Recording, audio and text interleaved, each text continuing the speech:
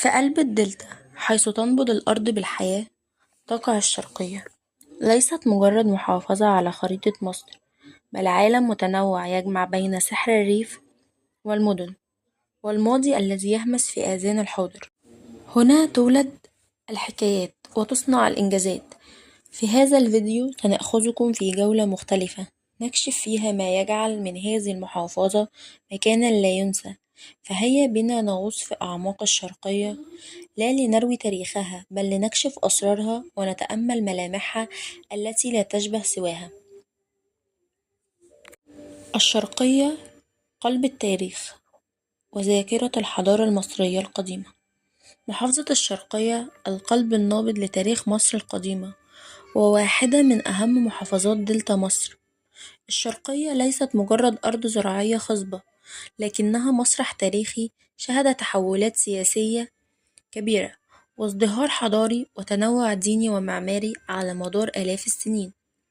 منذ عصور ما قبل التاريخ كانت أراضي الشرقية مهد الاستقرار البشري في مصر.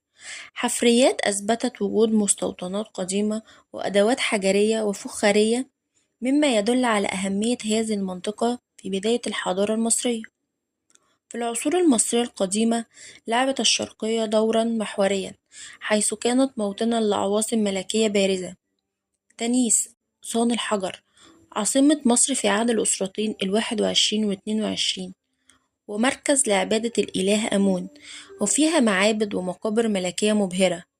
تاني واحدة طل بسطة عاصمة الأسرة 22، ومركز لعبادة الإلهة بسطت، الإلهة الحامية والمنسوبة إلى القطط، والتي كان لها دور ديني وسياسي كبير.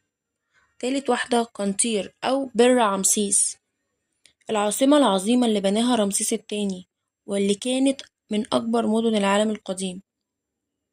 أواريس المدينة التي تمثل فترة غريبة في تاريخ مصر، عاصمة مصر في فترة من أهم فتراتها، الأسرة 15 و16 و17، وهي فترة حكم الهكسوس. كما شهدت الشرقية حروبا عظيمة مثل معارك الهكسوس. مع مرور الزمن استمر ازدهار الشرقية في العصر اليوناني والروماني، حيث بنيت معابد جديدة وازدهرت العبادات المحلية والتجارة. ثم جاء العصر القبطي، حيث تحولت بعض المعابد إلى كنائس وأديرة، لتبدأ فترة جديدة من التنوع الديني.